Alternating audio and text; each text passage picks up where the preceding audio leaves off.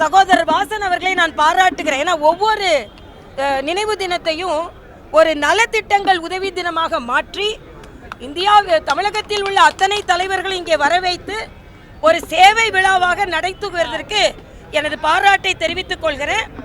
தமிழகத்தில் எப்படி மரியாதைக்குரிய ஐயா மூப்பனார் அவர்கள் ஒரு நாகரிகமான அரசியலை எடுத்து சென்றாரோ அதே மாதிரி ஒரு நாகரிகமான அரசியலை எடுத்து செல்பவர் சகோதரர் வாசன் அவர்கள். பல பேரை இணைப்பதற்கும் அவர் எங்களுக்கு வசதியாக இருந்திருக்கிறார். அதனால் அவருக்கு எனது நன்றியை தெரிவித்து நான் கோவை செல்ல இருக்கிறேன். சொல்லுங்கப்பா. அதிமுக ஆட்சி காலத்துல தலித்தை சார்ந்தவரை முதல்வராக ஆக்குவதற்கு எம்எல்ஏக்களை அப்ப இருந்த எம்எல்ஏக்களை எதிர்ப்பு தெரிவித்ததா சசிகலாவின் சகோதரர் திவாகரன்? அந்த கேள்வி அது அவங்க கிட்ட தான் கேட்கணும்பா. நான் தமிழ்நாட்டை பற்றி இன்னைக்கு முதலமைச்சர் வெளிநாடு சென்றிருக்கிறார்.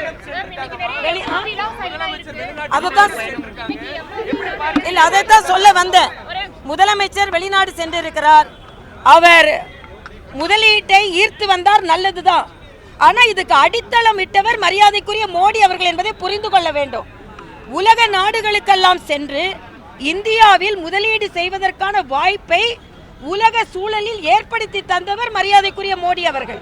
ஆக இன்னைக்கு தமிழ்நாட்டிலிருந்து திடீர்னு போனா உடனே அயல் நாட்டு கம்பெனிகள்லாம் தமிழ்நாட்டுக்கு வந்துட மாட்டாங்க. பாரத தேசத்தை ஒரு வலிமையான தலைவர் ஆள்கிறார் என்ற வகையில் தான் தமிழ்நாட்டிற்கு வருகின்ற முதலீடுகளும். ஆனா இன்று காலையில பத்திரிகைகள் பார்த்தீர்கள் என்றால் அவர்கள் இன்று சொல்லுகின்ற அத்தனை நிறுவனங்களும் ஏற்கனவே தமிழ்நாட்டில் இருக்கிற நிறுவனங்கள் தான், எதுவுமே புது நிறுவனங்கள் இல்லை. அதனால தமிழக அரசும் அண்ணன் ஸ்டாலின் அவர்களும் விவரமாக எங்களுக்கு தகவல் சொல்ல வேண்டும். எங்களுக்குன்னா மக்களுக்கு புதிய கம்பெனிகள் எதுவும் இல்லை. இன்று காலை அவர் எந்தெந்த நிறுவனங்களோடு ஒப்பந்தம் செய்து கொண்டார் என்று பார்த்தால் எல்லா நிறுவனங்களும் ஏற்கனவே தமிழகத்தில் நிறுவனங்களாக செயலாற்றி வரும் நிறுவனங்கள் தான்.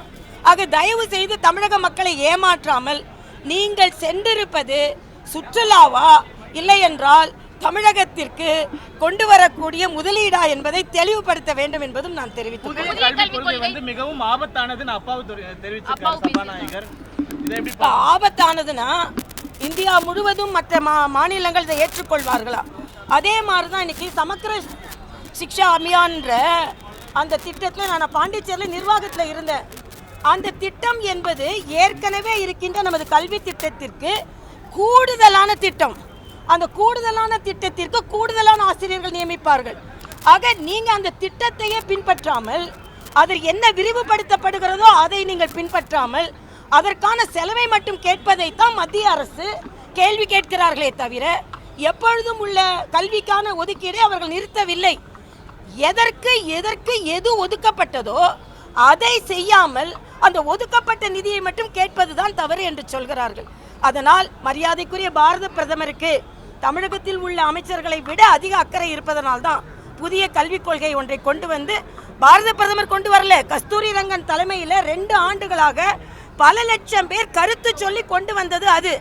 அதனால் வேண்டுமென்றே அரசியல் காரணங்களுக்காக புதிய கல்விக் கொள்கையை மறுக்கிறார்கள். உலகம் முழுவதும் தமிழகம் முழுவதும் இந்தியா முழுவதும் தமிழக மாணவர்கள் சென்று அங்கீகாரம் பெற வேண்டும் என்றால் புதிய கல்விக் கொள்கை தேவை என்பது எனது கருத்து.